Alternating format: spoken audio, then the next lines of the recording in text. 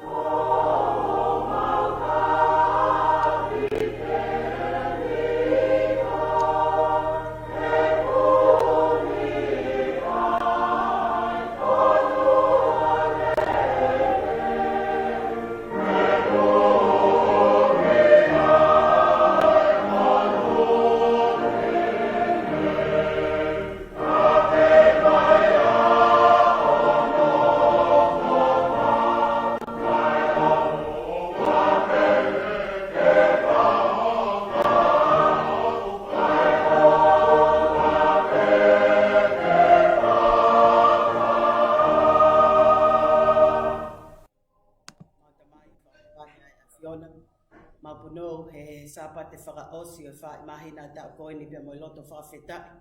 Ke whai ho whakahiki pia mo whakalang he ko koe pe ho mau o tua. Me he kamata anga, ko e awhiona i ho mau lotolotonga. Ko o tua ai pe ai awhiona i he kahau. Tua i e mau whakatua merie pia mo mau whalala.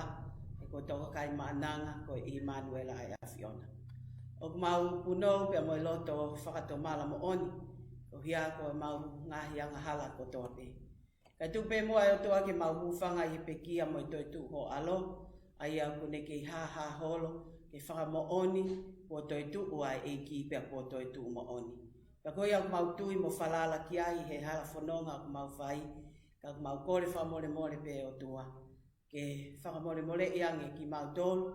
Ka tu ke whakafo e mau mo ui a ki a iwi o e Toetu'u. I whai ai e mau whakawhea ngai ki he awhiona. Hangai whawhonga mai e o tua a ho Siasi o whai ai lotu pia mo e maunga kelesi o sāpate whakaosini. Neo mau takta nofu ho mau ngohi lotofale, ka mau ilo whapapau mau ke inasi he tāpua ki ai mo ui i he ofa ai awhiona. O mau Faka'afe'i e mau whiongo aki pe i he ope, o glau maari e lelei pe a e tani tuku aho ka uma whanau ho eki. Lelei pe wakalahi ka uma apitu i hua mo whare matapule. O ngā mai me lotofale o tangata ek se tuata, William to ia ka uma hono whale. Ai o se tuata malolo, ka uma ai ngahi family o i Siasi. I he tā puaki o i Melino, pea mo i ofa, pea mo i tauhi hauhaua ai a Fiona. Ko tumtumu ia i whiawhia pe mo i Faka'afe'i o i aho koeni. He mau whanonga pe, pea mo i taki ai a Fiona. Neo ngoi ai whonu whaingata, pea haisia ho mau loto. Ka hange ko tala noa maari o i aho koeni. O mau whanonga i he halaki e mea si, kai tā o ku iai pe ai a Fiona, ki whai ho mau whakahino hino. Mau hanga atu e o tua ko hia ko ngai whatongia o amana ke whakahoko i he aho koeni. Ai malanga i ho wholofola. Ke toi whakamahino pea toi whakapapau.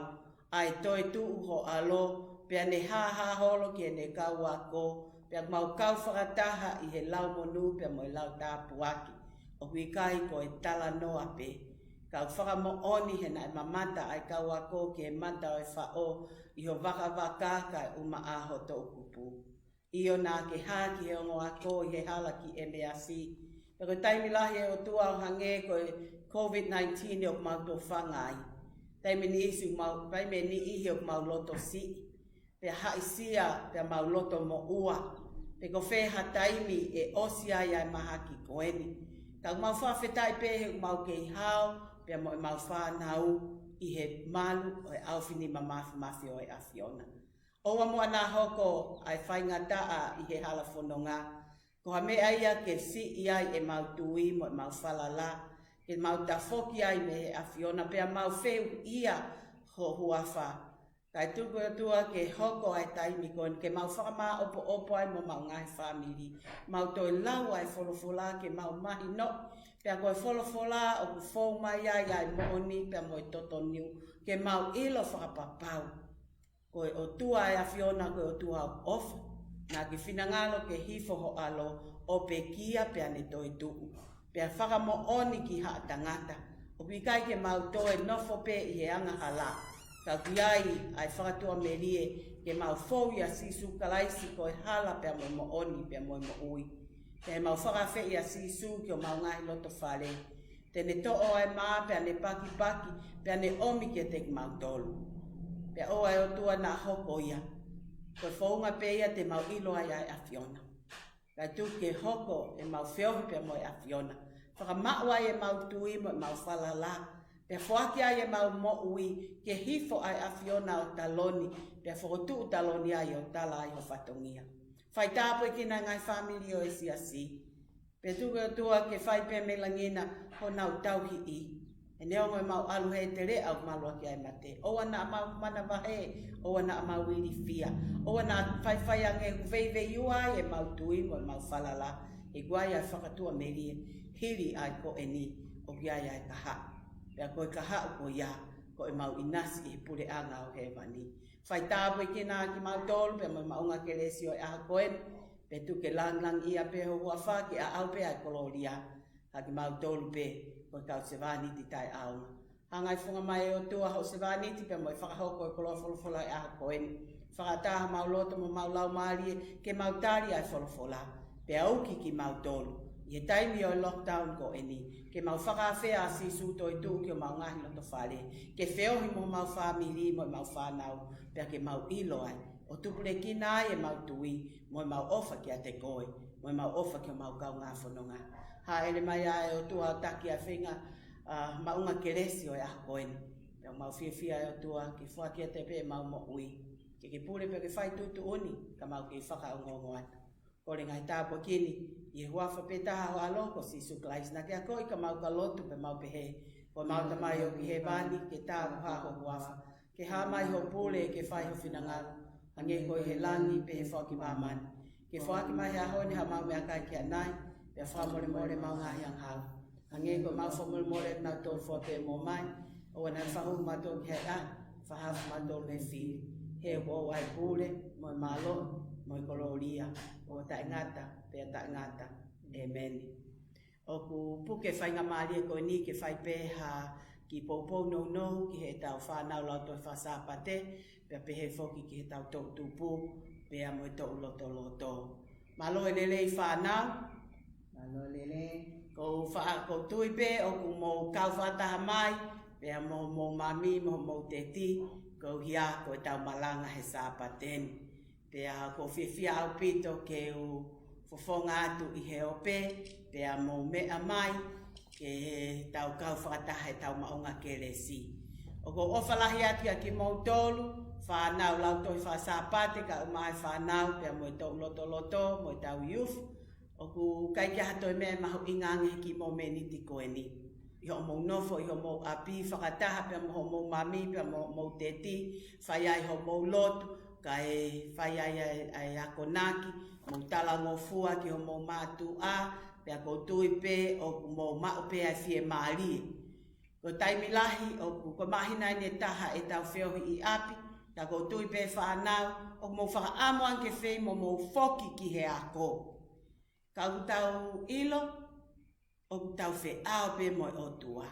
God is with us. In spite of the coronavirus, thanks be to God that each and every one of us are safe and well. Maybe this is an opportunity for you young people to read the Word of God more, to pray more, to meditate in His Word. Next Sunday is our Faka'afe'i. And I want you to think about a song and a skit, your memory verse, to share it with us. So by next week, Thursday, make sure that you record it yourself with your lesoni, Faka'afe'i, send it to me. We'll put it together for our Faka'afe'i. I know how much we're going to miss our Faka'afe'i this year, but I know we can do it. With the help of the social media, and there's so many resources, so we'll be able to see each other and share our memory verse, our hymn, skit, or also a song that you can sing with our family. Many of you have seen the Palu brothers have been recorded many songs and share with us, which they will be singing today in our service. So if you do, please record yourself singing and sharing your scriptures, or even a testimony. Share with what the Lord has done in your life. What have you experienced during this isolation? And send it to me, and then we'll have our Faka'afe'i next week. Let me pray for each and every one of you at home. And stay safe, be obedient, be humble. God is with you. God is with us. Oh God, we thank you for this time that we come together and remind our young people, thou shalt not fear, for God is with us. Bless them, oh God, with your presence, with your strength. Give them wisdom and understanding for their study and all their school works that be able to complete. And we pray for your patience, for your mercy, and for your grace. Abide in each and every one of them. And let us continue to seek you, O God, in all that we do. In Jesus' name we pray. Amen. Amen. Amen.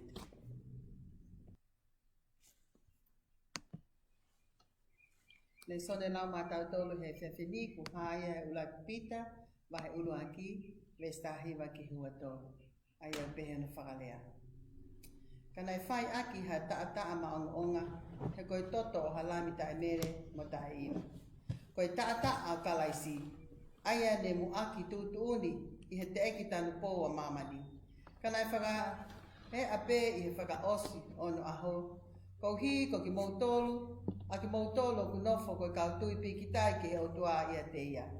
Ai ne awhiona a ne whakotu uia me he pekia, mo ne ange kia te ia ke lang ia.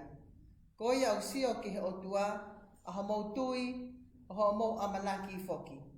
Ko eni ko mo whakatapu, ho mo lau malie, I he whaitarango fua ke he mooni, ke lawa e whi ofa aki whakalotu o tae loi.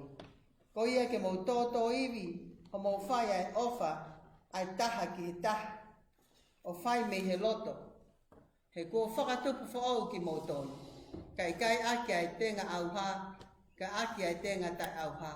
O fōu I he wholawholai o tua, aia mo ui, mo tolonga, amen, ononga tai. Malo. Ko e kosperi o e ahoni, o ku hikia e he apostolo ko luke ua wha o e vahe, aia te lau me he vesi tahatolu, ke tongu furu maa wa. A te lau atu pe, ai kosperi o e ahoni, e ko e tala noa ia, o e whanonga ai ongo ako, I he hala ki e measi. Kosperi o Sisu na hiki e luke ua wha o e vahe, vesi tahatolu, ke tongu furu maa wa.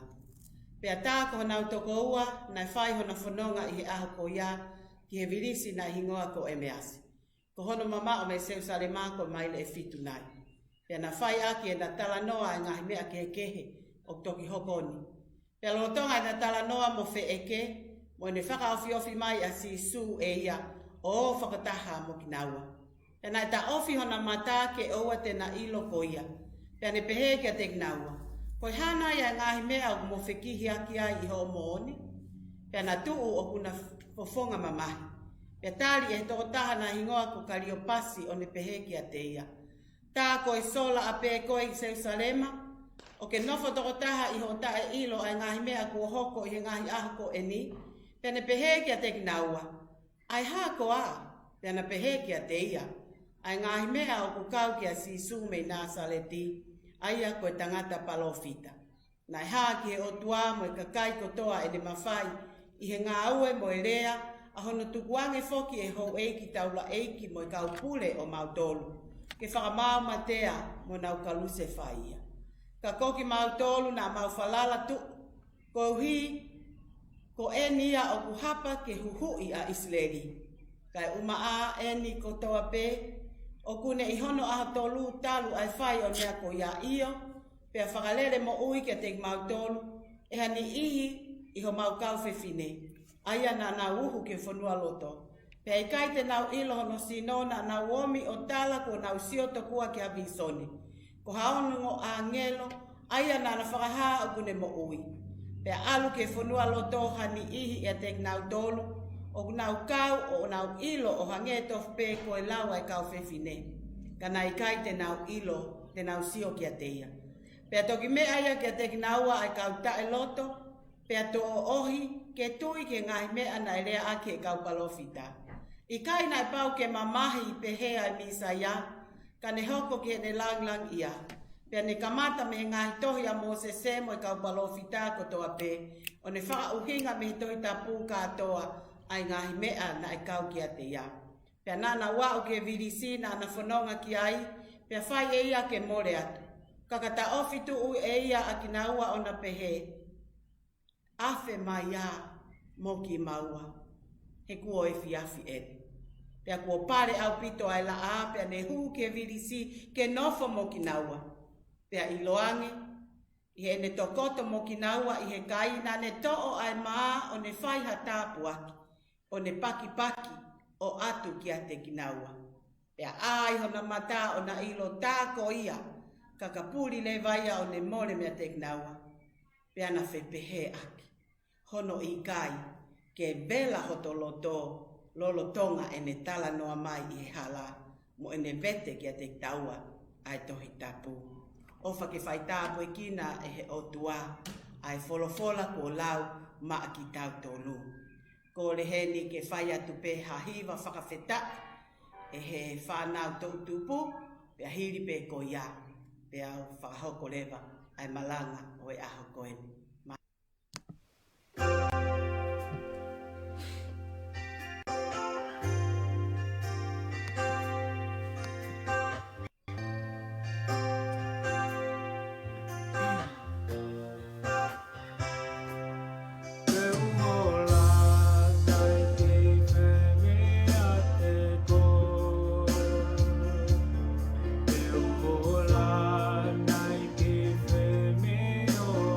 Oh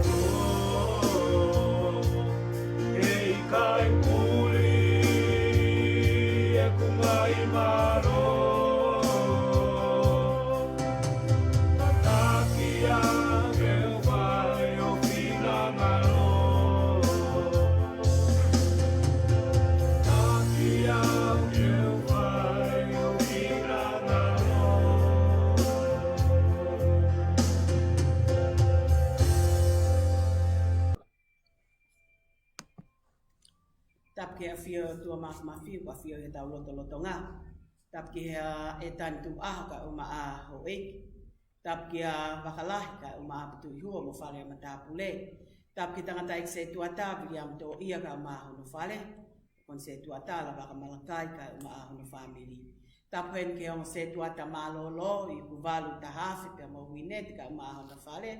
Pe he ki a tui pulotu tu holoaki ka uma a whanau. Tap hen ke whahiwa vili am whina. He ki he se ai talasiti ni wafe tu i halamaka ka koe tale kita o e tau pot ngā wea ko whakalisti ane. Pe he ki he toenga o e ngahi tamai pe mo he whahai whalea tangata. Tapu he ni ki he hoe whaifkau kulo palu pe he ki he Palestini o ka kaifewhine whaaki tō ia si i ngahi whae whita kotoa pe. Mene tahafi ka e uma a ai si i ngahi whae o e potu ngau e no uti. Tapu heni ki he talavou pia mo e whine mui, i e tō loto o whina tu i halamaka ka e uma atu i tawau fuki palu, pe he ki a moniki, pia mo e tau whanau. Tapu foki heni ki he whailoto i whasapate, me reani ka e uma ati u kanatea, pia mo e tau whanau lau tohi. Kua e whaapa pia mo i whamalo kia ki mau tolu ko mo a whea mai ai Malanga o e Siasi o Knollwood United Methodist Church ka inga Tonga ai a o whakahoko atu ia me ho mau whare lotu i Granada Hills, California. Ka e talangata ia te au o whaikitua, ka e tuke puke whainga maali e koeni o e sāpate whakaosi o e wha i mahina ka koe sāpate hono tolu o e whahaita o Toetu'u. E whai ai ha tau Malanga, i e le soni na e lau e mereane, pia mo i kōsperi o e aho koeni. O ko whiawhia mau pē ke whakahoko ai whatongia koeni, neonga o kuikai ke tau kau whakataha i Saione, ka kou lava mai ke whakahoko atu e tau Malanga, i he ko atani, mi ho tau whale lotu, ke tau kei whewhaka mo oni aki, ai tala noa maalie, pia mo e tala noa mahu inga ke kau kalistiane kotoa pē, ko Toetu'u ai eiki, ko Toetu'u mo oni. Ko hiki e luke o e talanoa o e ahoni i he pahe ua whaa. Ki he ongo ako na na whanonga atu he hala ki emeasi. I he aho pe eni na e Toetu'u ai a Sisu, hiria ai alu lava atu a mere maakteline pe a moe kaufewhine ki he whanua loto pe a nau ilo ai ko te kai ai maka ko i kai ke i ai ke i whanua loto ai sino o Sisu. Pea tau mahino i ai tala noa, tā kua Toetu'u a Sisu, pea ne ui a hingoa o mere matala, pea ne tā foki o ne ilo ko Sisu kua Toetu'u mo oni. Pea ne whanonga ki hono ki he kawako o tala ki a kinau tolu kua Toetu'u a Sisu. I he whiawhiko ia i he tala noa a luke, na e whanonga atu ai ongo ako ko eni. Na whakahingo ai luke ko e taha ko Kariopasi pia ko e taha na ikai, ka na whakalea pe ko e ongo ako a Sisu, pia mahino ko e ongo ako ko e ni, o ikai ke kawia i he toko taha ua. Ka ko nau tolu na nau mui pe i a Sisu. Pia pehe i ne whanonga atu, he na e ongo mai mea pita pia mo e kau ako, na nau lele atu ke whanua loto, o ikai ke ia sino o Sisu. Pia ko e tala e kau whewhine. Pea pehe o ako koe ni, o kai ke ilo pe koe haa ai totonu, pe ko whea ai tala noa te nau tui ki ai. Pea he na whanonga atu ki emeasi, pehe maile e fitu me Jerusalema ki emeasi, pea he na whanonga he hala, pea moe haisia ho na loto o tala whiri, pe mo oni ai tala noa pe i kai. He ko hai e tui ki he tala noa ai ka kai whewhine. Ko mere ni pea moe ka kai whewhine. Na nau tala, kua Toetu'u a eiki, te na nau mamata ki ai. Pea ko hinga pe ia e tala whiri ai ongo ako koe ni, i he na whanonga he hala ki emeasi, he wikai te na ilo ai mooni. Pea i he na whanonga atu i he vesta hauno, na e hau a Sisu. O kau whakataha pea mo ki nau tolu, i he whanonga he hala ki emeasi. Pea pehe na e ikai te na ilo a Sisu. Their eyes were kept from recognizing Jesus. Tau pehe ko haa huinga nai kai ke ilo ai he ongo ako a Sisu o ko he ongo ako e ni na anau whiohi lahi pia mo Sisu. Tau tui pe hange ko whakaosinga i tala noa. Nai hanga he o tua o ta ofi hona fofonga ke na mamata ki a Sisu ko hia ka toi whakaloloto e na mo ui i he lawa e wholofola pia ke ilo ai mo oni ko toi tuku a Sisu. Tuunga tu tonu ke mau iai. Ka koe mea nai hoko nai ka luse whaia pia nai tutuki ki he kolosi pia ne pekia. Mo whakauta ange Siasi ki he fuuta e mahino lahi au pito ai ongo ako. Tāna na mui holo pe ia Sisu. O hange ko ki nau tolu koe mui pe i he kaimana. Tāna e whanongo pe ki he ngahi malanga pe mo e tala na whai e Sisu. Ka na e kai ke mahino. Koe whanongo malanga pe. Taimi lahi o tau om ke lotu pe a tau whanongo pe ke malanga i o wholofola pe a tau foki ki api. Tā kui kai ke mahino. Ai wholofola ia. Pea mo e whekau o tuku mai he o tuake te tautoro. Na e pehea whehu i a Sisu he ne ilo ai whakakikihi pea mo e tala noa ai ongo me ani he halaki e me asi o ku fuuta e mahino i kai ke tuia o toi tuu a Sisu ai ana e tala e kaupalo fitamimu. Toki hanga lewa e Sisu o whakamata lai pea mo mahinoi ki he ongo ako. O ka mata me ia mō sese pia mo i kaupalo fita. E ne vete kia ki naua. Ko kātoa o wholofola me ia sēnesi ki a whakaha. O kune tala noa ki e whakahoko pia mo i ofai o tua o ne whoaki hono alo. Pia ne pekia pia hiria e aho tolu ko pau ke ne toitu. Pia a watu ki he virisi. Ko mawhana pea vela hona loto i he hanga e Sisu o vete ange kia ki naua e ngahi wholofola. Pea tonu ai e na whakawhea ngai pea mo whehui mo Sisu pea na Faka'afe'i ki honau api. Ko ka veinga o e Malanga, Siasi o no uti, Faka'afe'i a Sisu Toetu'u ki ho lotofale ki ho whamiri. Ko taimi rere e ni e tau whakataha mo tau ki whamiri. Ki tau Faka'afe'i a Sisu ke mea mai, o whiohi mo ki tau toro. Nea ngau tau lotu he fiafi pia mo i pongi pia mo i lau wholofola. E toi fungani ani, ai whiohi pia mo i lockdown, pia mo i tau nofo i tau ngahi api, ka pau o kuiai a Sisu. Ko Sisu ko i mama lahi tene ulo i ho lotofale, i taimi o ku whakapo uri ai, pia mo i taimi o vei uai, i taimi o tau loto mo uai, pia tāla whiri ai, e osi whakafuku ai fu coronavirus ko eni. O glau ki ai himi whangi au tonu fulu māwalu, awhe mai a he kuopo uri e, he eiki koe ho glau maari e, ka unu ai kakai o tue noa, awhe mai o ta wheau. Ko ukia o e Malanga e aho koeni. Ke tau wheao pea mo Sisu, especially this time, we need to invite Jesus. Ko tala noa maari e ai api i Petani. Pea ofa atu ke kalasi aho a Petani, ke alamaka malakai ka umai ngai family o Petani. Taimi ko toa pe o ku tau whakatahai ha tau kalasi aho, pe koha a tau whatongia. Ai rea o ku whakahoko e lavaka. Ko ki family e ni Petani, pea ko e mau ki kalasi aho e ni, o ku lata ki ai a Sisu. Pea whielau e whaalata a Sisu ki a family i Petani, he na anau Faka'afe'a mau pea Sisu, i he ne whanonga holo, i he Malanga, pea mo ne whanonga holo, mai Sefsale, mai Kāleri, ko e hoko ai ki lotofale ko e ni. Ke lata ai a Sisu he na ane a whea ai, pea nau teu, pea nau tari, pea nau whanongo ki he ne ako. Pea whielau pe kia hona tunga ane, na e tangi pea mere mo maata, ki a Sisu mo na whakahahanu mo e tala ki ai.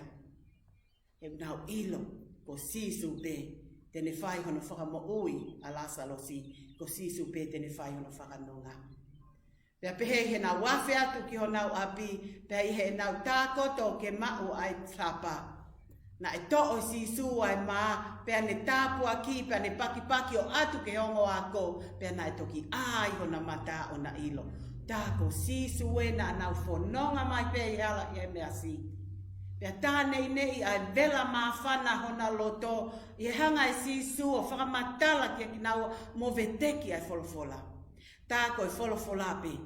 Tene hanga o whakamahino ki a ki tau tolu, pea whakapapau i ko Sisu ko toitu.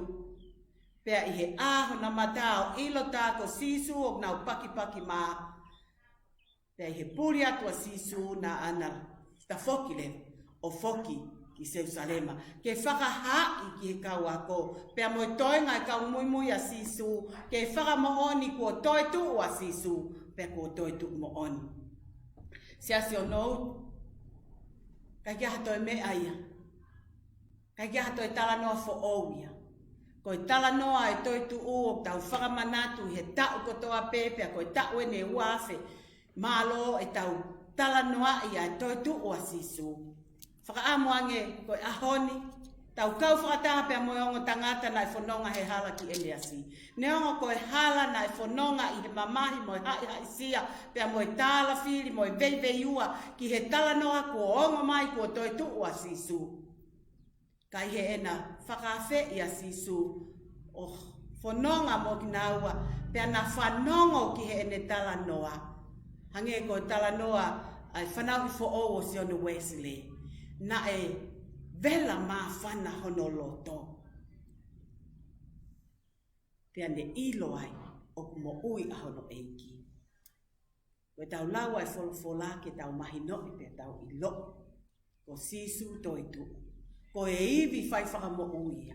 Ko e iwi a tene whakanonga ki tau tolu he taim whaingata a koeni. Pea he tau mau a Sisu Toetu'u ke tau paki mā o ikai koe mā o tau mau ka koe whakataipe ai. Ai mā o e mo ui o Sisu kalaisi. Ka vei ngā Faka'afe'i a Sisu ki ho lotofale. Ke mou wheo. Pea i he wheo hiko ia e tupule kina me ai ai maheni. Pea tupu me he maheni ai wheofa aki. Ai whetauhi aki. Pea whai ai e tauhi ki he otua. I he loto apasia. O hange ko apostolo ko pitahe le soni o e aho koeni. Ke tau tala ngofua ki a Sisu. Pea tali a ene wholofola. Pea tui ki he ene Toetu'u. Pea e hoko mai a Sisu. Ke ne taki e tau whanonga. Neongo ai whaingata a. Io, tau Faka'afe'i a Sisu ki o tau lotofale.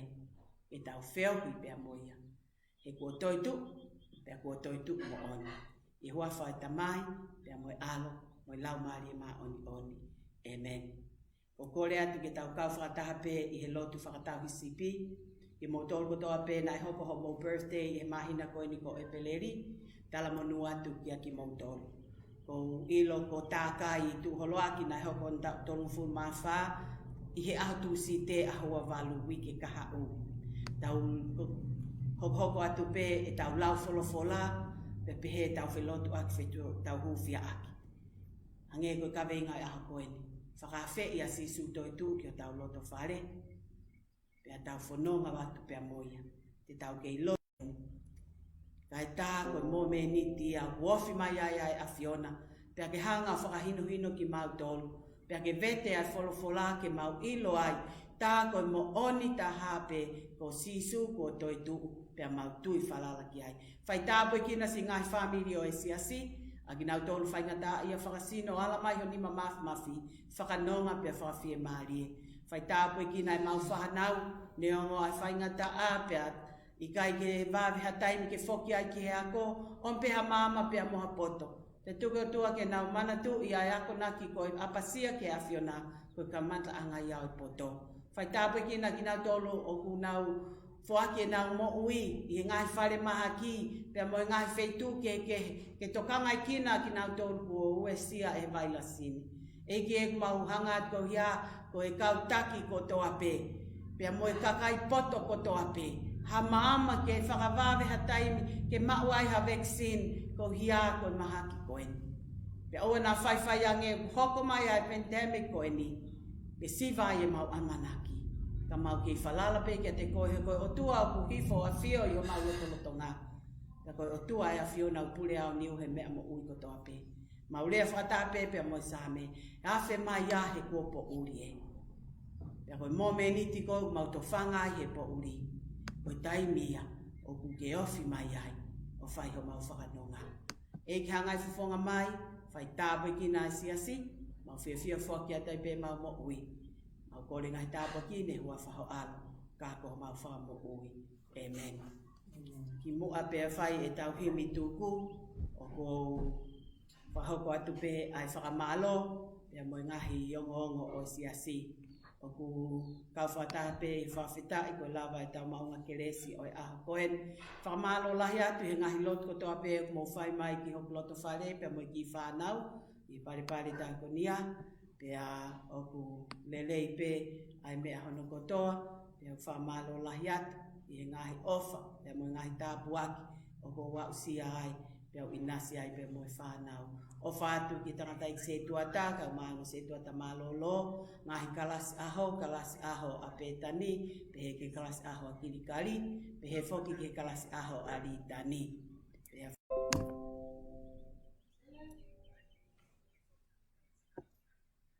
Can you hurry up and stop? No! Last full sleeve and tied.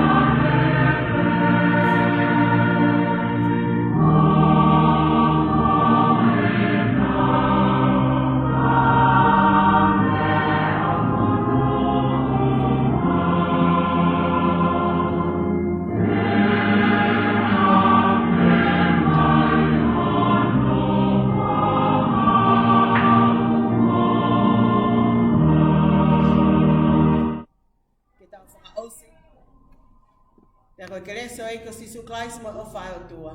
Whelau maari maat oni, no whaia ia i ngai whamiri o nou ti mo ki mautolu hono kotoa, mo ki nautolu ko na ua whea mai maunga kereso e aha koeni.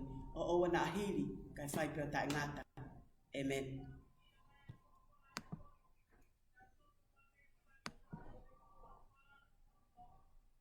Last full sleeve and tied.